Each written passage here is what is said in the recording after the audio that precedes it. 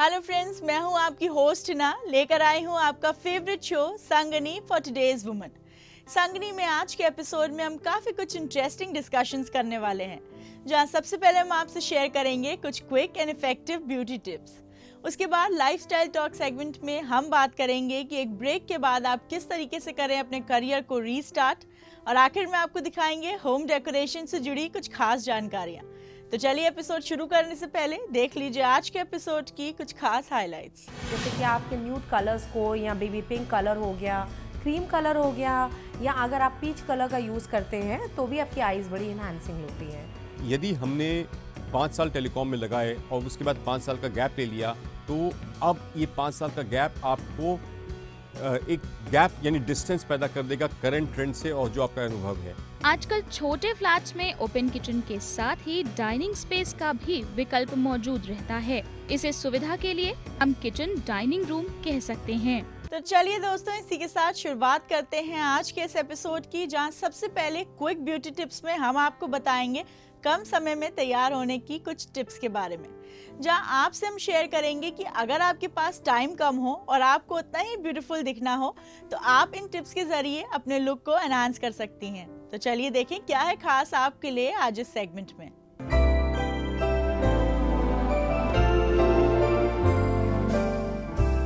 हाय viewers, मेरा नाम है कोमल महेंद्रू।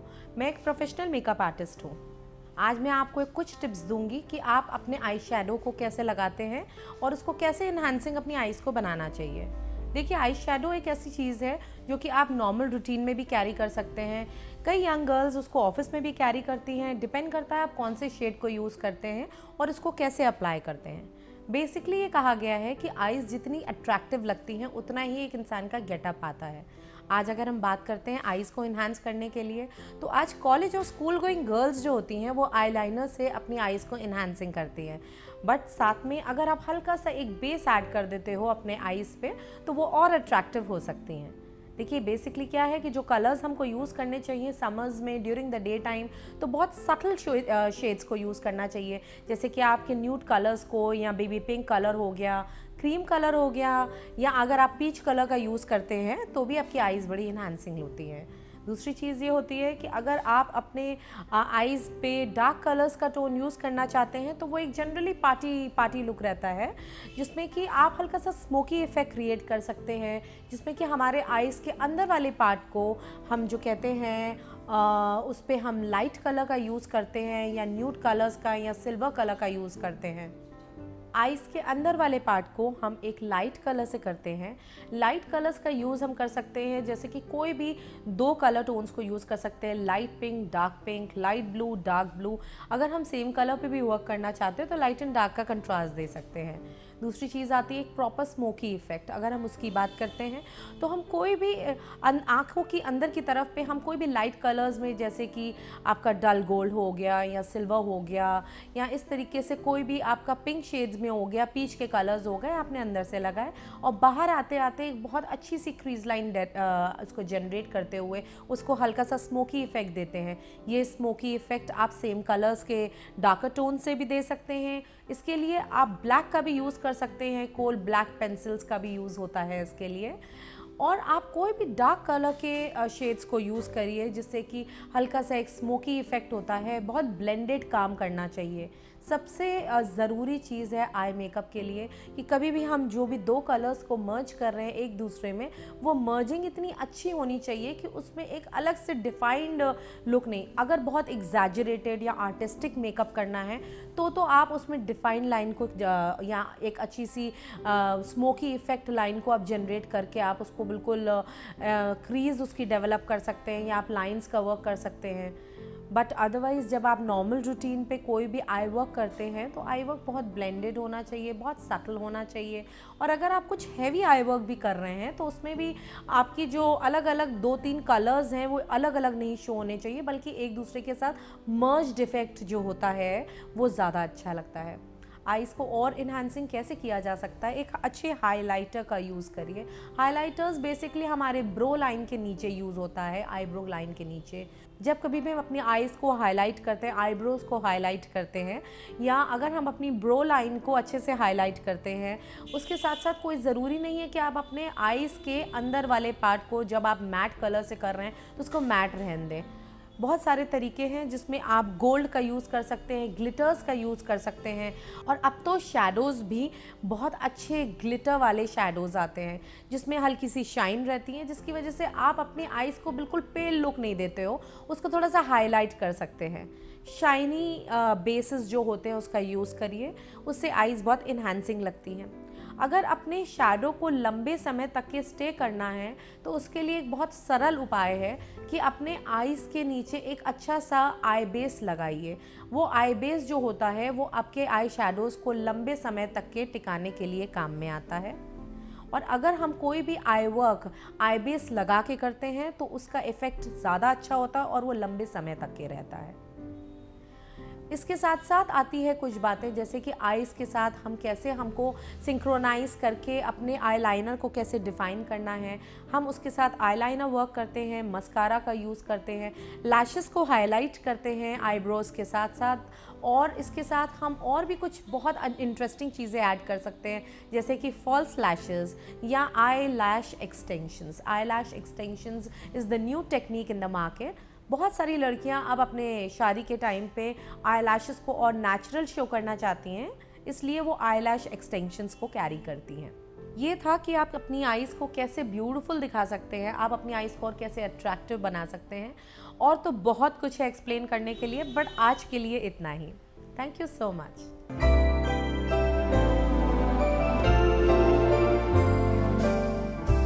दोस्तों, जैसा कि आप सबको पता है, संगनी में चल रहा है एक सेल्फी कॉन्टेस्ट। तो चलिए देख लेते हैं आज के एपिसोड की 5 सेल्फी एंट्रीज कौन सी हैं। संगनी सेल्फी कॉन्टेस्ट की हमारी आज की पहली पार्टिसिपेंट है मन्नत राजपूत, न्यू दिल्ली से। संगनी सेल्फी कॉन्टेस्ट की हमारी आज की दूसरी पार्टिसिपेंट है नीलू राज, नैनीताल, उत्तराखंड से। संगनी सेल्फी कॉन्टेस्ट की हमारी आज की तीसरी पार्टिसिपेंट हैं रीता पॉल, जालंधर, पंजाब से। संगनी सेल्फी कॉन्टेस्ट की हमारी आज की चौथी पार्टिसिपेंट हैं श्वेता तानपुरे, पुणे, महाराष्ट्र से।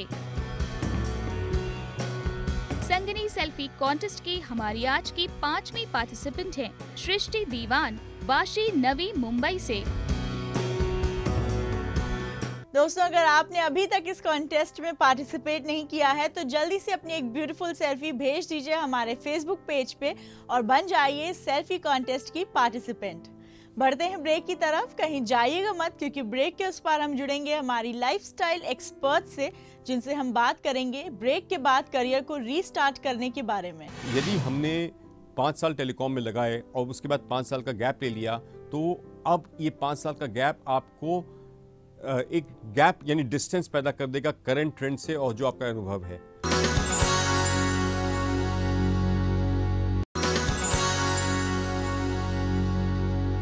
Welcome back after the break. आप देख रहे हैं अपना favourite show Sangini for today's woman. Sangini के लाइफस्टाइल टॉक के इस सेगमेंट में आज हम बात करने वाले हैं एक बहुत ही इंटरेस्टिंग और कॉमन इशू के बारे में, जहां हम जानेंगे कि अगर आपने अपने करियर को एक ब्रेक दिया है तो उसके बाद आप अपने करियर को कैसे रीस्टार्ट कर सकती हैं। अक्सर महिलाओं में देखा गया है कि उनकी लाइफ में एक ऐसा पॉइंट आता है जब वो अपने करियर को ब्रेक देती हैं। इसके बाद उनको कैसे अपने करियर को रीस्टार्ट करना है और आगे ले जाना है, इस बारे में हमें ज़्यादा जानकारी देंगे हमारे लाइफस्टाइल एक्सपर्ट चंद्रशेखर जी। चलिए उनका स्वागत करते हैं हमारे शो पे। Welcome to our show sir. नमस्कार सर, मेरा जो सबसे पहला सवाल है वो ये है कि जैसे अक्सर देखा गया है कि महिलाएं शादी के बाद अपने करियर को एक ब्रेक दे देती हैं, ऐसे में अगर वो अपने करियर को रीस्टार्ट करना चाहें तो वो कमबैक कैसे कर सकती हैं? देखिए, कमबैक करना है और मैं समझता हूँ कि करियर वुमेन जो ओरिएंटेड होती हैं उनको छुट्टी लेनी पड़ती है शादी की वजह से या फैमिली वे में होने के लिए, तो कमबैक तो बहुत ज़रूरी है। तो सबसे पहली चीज़ ये है कि मेंटली वो प्रिपेयर हो जाएं कि उन्हें करियर में वापस जाना है। अक्सर मेरे हिसाब से करीब 30 से 40% महिलाएं ऐसी होती हैं जो कि नौकरी के बाद ब्रेक ले लेती हैं, उसके बाद मेंटली प्रिपेयर नहीं हो पाती कि वापस नौकरी में जाएं। तो मेरे हिसाब से जब आप ब्रेक लें उस वक्त ही माइंड में ये चीज़ डाल लें कि हमें वापस आना है। तो यदि आप इस पर्पस से जाएंगे तो आप थोड़ा सा तैयारी मन में रखेंगे कि मुझे वापस जाना है, तो आप ऑल्टरनेटिव अरेंजमेंट्स करते रहेंगे। तो मेंटली प्रिपेयर्ड रहें कि हमें वापस नौकरी पे जाना है, सबसे पहले ये करना है। दूसरा ये कि अक्सर देखा गया है कि जिम्मेदारियां और प्रायोरिटीज़ बदल जाती हैं जब आप शादी करते हैं या फैमिली वे में जाते हैं, तो बच्चे हो जाते हैं। तो आपको वहाँ पर थोड़ा सा ये डिसीजन लेना है कि आपके लिए करियर अहम है या नहीं है। यदि करियर अहम है तो आपको फिर घर की रिस्पॉन्सिबिलिटीज़ को थोड़ा सा आप अपने हस्बैंड के थ्रू, थोड़ा सा आप अपने बाकी जो भी फैमिली मेम्बर्स हैं उनमें बांट के आप अपना करियर चूज़ कर सकते हैं। सर, इसके बाद अगर हम करियर में ब्रेक लेने की बात कर रहे हैं तो क्या इसका कोई आइडियल टाइम पीरियड होता है? नहीं कह सकते। अक्सर ये होता है कि शादी करनी है, मान लीजिए, तो शादी में शादी की तैयारी से लेके 2-3 महीने तक, 3-4 से 6 महीने तक ये ब्रेक हो सकता है। कुछ महिलाओं में ये होता है कि एक बार शादी हुई उसके बाद फिर दे वेट कि उनके इश्यूज़ हो जाएं, 1 बच्चा हो जाए, 2 बच्चे हो जाएं, तो कभी कभी ये अवधि 6 महीने से लेके 2 साल, 3 साल, 4 साल तक की हो सकती है। तो ब्रेक का कोई समय नहीं होता, कभी भी हो सकता है। और ब्रेक का कारण ज़रूरी नहीं कि शादी हो। कभी कभी आपको उस वक्त लगता है कि हस्बैंड का ट्रांसफ़र हुआ, उस वक्त आप पहले जॉइंट फैमिली में रहते थे तो आप नौकरी के लिए जा सकती थी, फिर ट्रांसफ़र हुआ तो आपको अकेले रहना पड़ा, उस वक्त नौकरी आप नहीं कर पाए, फिर ट्रांसफ़र वापस होके आए, तब आपके पास फिर समय हो गया, आपने करियर चूज़ कर लिया। तो कोई अवधि इसकी ऐसा नहीं होती है, पर मेरी एडवाइस ये है कि इसको बहुत लंबा ना करें, क्योंकि जितना ही ये लंबा होता जाएगा उतना ही वापस आने में दिक्कत होती है। जो आम सवाल इसके बाद सामने आता है कि जब करियर रीस्टार्ट कर देती हैं महिलाएं, तो अपनी मैरिड लाइफ और करियर के बीच में बैलेंस कैसे मेंटेन करें, ये बताइए। देखिए, ये हमेशा से इशू रहा है, ना सिर्फ महिलाओं के लिए बल्कि पुरुषों के लिए भी, कि वर्क लाइफ बैलेंस लाएं। यानी कितना समय आपको घर पे देना है, कितना समय दफ्तर में देना है, उनके बीच में क्या बैलेंसिंग होना चाहिए। और महिलाओं के केस में ये थोड़ा सा और बढ़ जाता है, क्योंकि डिमांड दोनों तरफ से होती है।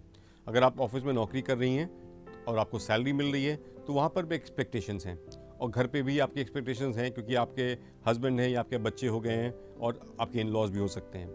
अब प्रश्न ये आता है, जो मुश्किल जहाँ पे होती है, कि शादी से पहले आप एक अच्छा खासा टाइम ऑफिस को देती थी और एक एक्सपेक्टेशन लेवल आपने अपना क्रिएट कर दिया था, एस्पिरेशन लेवल क्रिएट कर दिया था। यानी पूरे ऑफिस के प्रोसेस को आपसे एक उम्मीद है कि आप इतना काम पहले करती थी। अब जब आप दोबारा आए हैं तो थोड़ा सा तो आपको समय लगता है एडजस्ट करने में। मान लीजिए आपके पास 3 से 4 साल का गैप रहा, और 3 से 4 साल के गैप के बाद आप बहुत सारी चीज़ों से थोड़ा सा अनभिज्ञ हो गए, नए प्रोसेस आ गए, तो आप उतनी जल्दी एडजस्ट नहीं कर पाते हैं। दूसरा ये होता है कि आपके जो आपका मन होता है, जो आपका डिवोशन होता है, वो भी डिवाइडेड हो जाता है। मान लीजिए फॉर एग्जांपल घर में छोटा बच्चा है और किसी वजह से भगवान न करे उसको कोई तकलीफ हो गई, आपके पास एक फ़ोन आ गया, आप एक मीटिंग में बैठी थी, आपके पास एक फ़ोन आ गया कि बच्चा रो रहा है या बच्चे को कुछ प्रॉब्लम हो रही है, तब आप उतना टाइम उस ऑफिस में टाइम भले दे दें पर आपका शायद अटेंशन ना दे पाएँ। तो इस तरह के चैलेंजेस आते हैं जब आप वो जाते हैं। अब इसको बैलेंस ड्रॉ करने के लिए ये है कि यहाँ पर बहुत ज़रूरी है कि आप अपने पार्टनर से, यानी अपने हस्बैंड से एक सामंजस्य बना के रखें। उनको ये समझना पड़ेगा कि जितना इम्पोर्टेंट करियर उनका है उतना इम्पोर्टेंट उनकी पत्नी का भी है, और दोनों कंट्रीब्यूट करते हैं घर की इकॉनमी में। तो इसको इग्नोर ना किया जाए कि पत्नी का करियर कुछ भी नहीं है, मेरा करियर सब कुछ है। तो वहाँ पे हस्बैंड्स की कोऑपरेशन की ज़रूरत है कि मान लीजिए कोई इंपॉर्टेंट मीटिंग पत्नी के ऑफिस में है और हस्बैंड उस वक्त छुट्टी ले सकते हैं अपने ऑफिस से, तो बच्चे अगर बीमार हैं तो वो उनको देख लें। तो इस तरह से आपको सामंजस्य ड्रॉ करना पड़ेगा। एट द सेम टाइम महिलाओं के लिए ये भी ज़रूरी है कि वो अपने ऑफिस के स्टाफ को भी थोड़ा सा कॉन्फिडेंस में लेके अपनी ज़रूरतें समझाएं। आई एम श्योर 90% केसेस में ये प्रॉब्लम्स लोग समझ लेते हैं, क्योंकि उनको मालूम होता है कि अब इसकी शादी हो गई है, इसके बच्चे हो गए, तो उतना ज़्यादा डिवोशन या टाइम फ़िलहाल वो नहीं दे पाएंगी। बाद में जब बच्चे बड़े हो जाएंगे तो भले ही दे दें। तो इतना अंडरस्टैंडिंग आई थिंक घर वालों को और ऑफिस वालों को दोनों को होती है, बशर्ते आप इस चीज़ को समझें खुद और इस बारे में बात कर लें दोनों जगह, घर पे भी और ऑफिस में भी, कि मेरा थोड़ा सा रिक्वायरमेंट फेज इस समय थोड़ा सा टेंशन वाला है, तो इसको एडजस्ट किया जाए। अक्सर ये देखा गया है कि करियर रीस्टार्ट करने के बाद टाइम को लेकर हस्बैंड और वाइफ के बीच में डिफरेंसेस आ जाते हैं।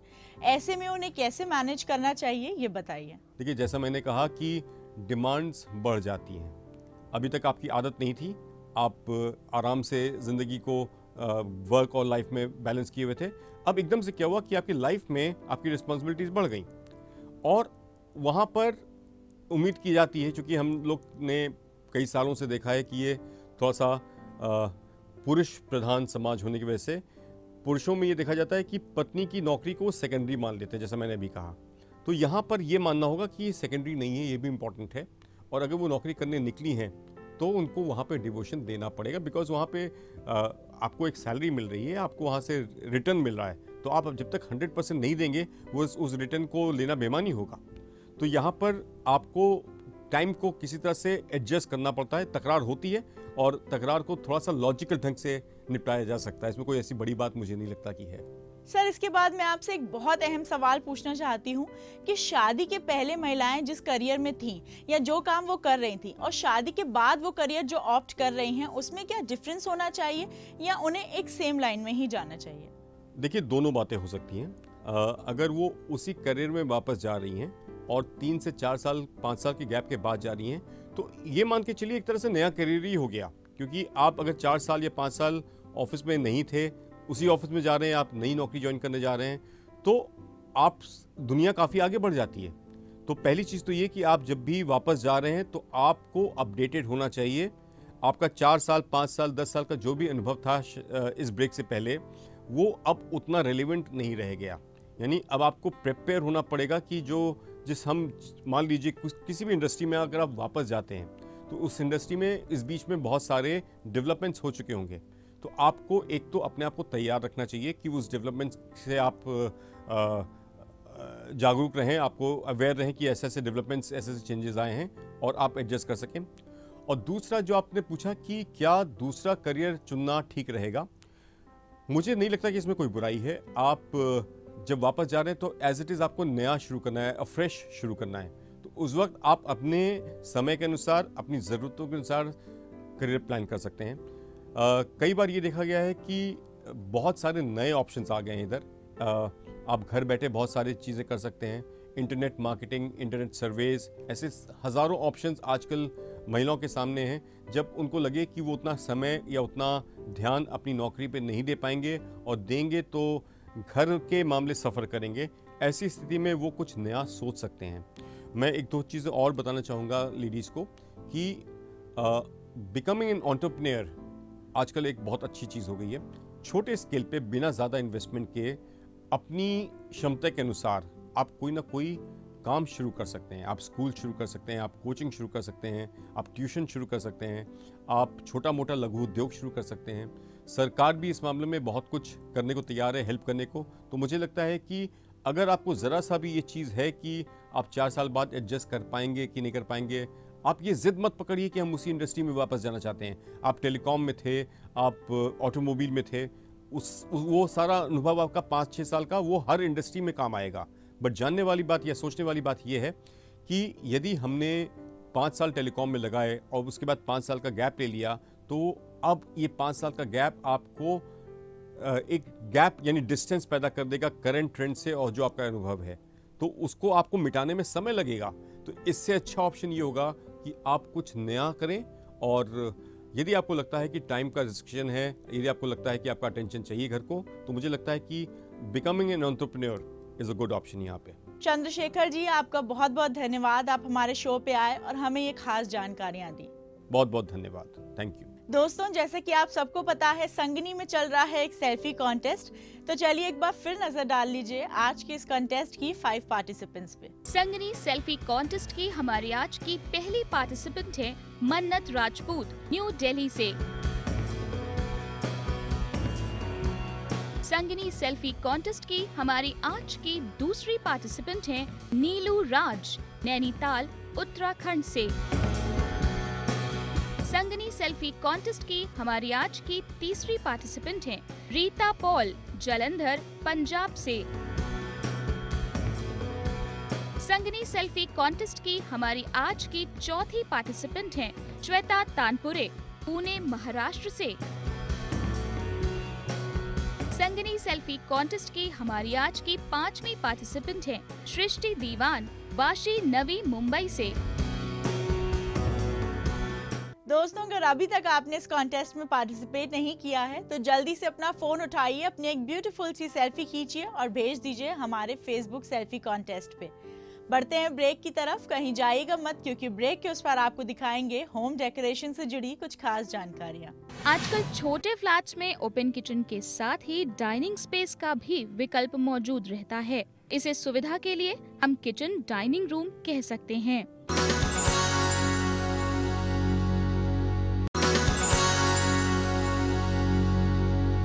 Welcome back after the break. आप देख रहे हैं अपना favourite show Sangini for today's woman.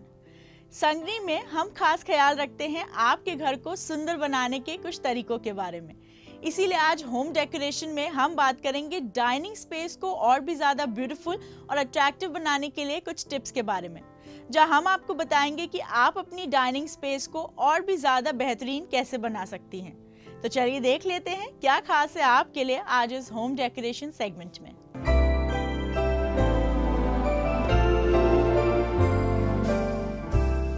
आजकल स्टैंडर्ड साइज वाले ज्यादातर फ्लैट्स में ड्राइंग रूम के साथ ही डाइनिंग स्पेस भी अटैच्ड होता है, या फिर ओपन किचन कॉन्सेप्ट में थोड़ी जगह बढ़ाकर ही डाइनिंग स्पेस दे दिया जाता है। लिविंग रूम तो किसी भी थीम पर आधारित हो सकता है, लेकिन जब उसमें डाइनिंग स्पेस जुड़ जाता है तो उसके डेकोर की प्लानिंग करनी पड़ती है ताकि घर सुंदर, सुकून भरा और हर आने वाले का स्वागत करता दिखे। डाइनिंग रूम की कलर स्कीम से लेकर wall decor, flooring, lighting, furniture और क्रॉकरी तक का चुनाव समझदारी से करना चाहिए। अगर आपके घर में लिविंग और डाइनिंग स्पेस एक साथ है तो डेकोरेशन थोड़ा मुश्किल होता है। दोनों को इस तरह डिफाइन करें कि ये साथ दिखते हुए भी अलग अलग नजर आएं। अगर आप इस तरह के स्पेस में पार्टीशन करना चाहते हैं तो इसके लिए simple couch, room dividers, wooden partition या शेयर कर्टन्स लगा सकते हैं। Artistic vases, high book shelves भी पार्टीशन के लिए अच्छे विकल्प हैं। ध्यान देने वाली बात यह है कि डाइनिंग रूम वो जगह है जहां पूरा परिवार कुछ पल सुकून के बिताना चाहता है, इसलिए स्टाइल के साथ कंफर्ट का खास ख्याल रखें। आजकल छोटे फ्लैट्स में ओपन किचन के साथ ही डाइनिंग स्पेस का भी विकल्प मौजूद रहता है। इसे सुविधा के लिए हम किचन डाइनिंग रूम कह सकते हैं। इससे स्पेस की बचत होती है, साथ ही किचन से सीधी सर्विस आसान हो जाती है, लेकिन इस जगह का डेकोरेशन सावधानी से करना चाहिए। कैबिनेट्स और किचन के स्टोरेज का सही अरेंजमेंट जरूरी है। साथ ही डाइनिंग टेबल और चेयर्स भी किचन के पूरे डेकोर को कॉम्प्लीमेंट करते हुए होने चाहिए। इसमें कोई भी पार्टीशन ये ध्यान रखते हुए करें कि वो कम जगह घेरे और किचन को पूरी तरह न छुपा दे। डाइनिंग रूम की लाइट्स ड्राइंग रूम से थोड़ी ज्यादा ब्राइट होनी चाहिए। चाहे तो कोई ब्राइट पेंडेंट लो हाइट पर टेबल के ठीक बीच में लगाएं, या फिर खूबसूरत सा शैंडेलियर जिसमें से कई कोनों से रोशनी झांक रही हो। इस अरेंजमेंट के ठीक सामने एक मिरर लगा दें तो लाइटिंग इफेक्ट दुगना हो जाएगा। मॉडर्न डाइनिंग स्पेस के लिए इंडस्ट्रियल स्टाइल लाइटिंग भी लगा सकते हैं। नेचुरल फर्निशिंग से इसे कंबाइन करें, जैसे डिस्ट्रेस्ड वुड टेबल और विकर चेयर्स के साथ इसे बैलेंस कर सकते हैं।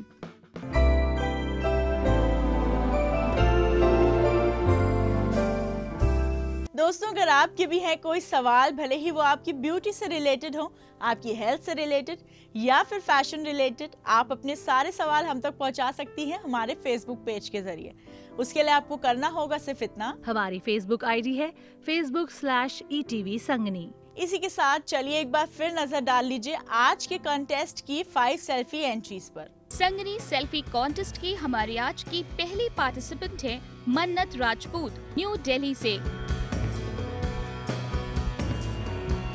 संगनी सेल्फी कॉन्टेस्ट की हमारी आज की दूसरी पार्टिसिपेंट हैं नीलू राज, नैनीताल, उत्तराखंड से।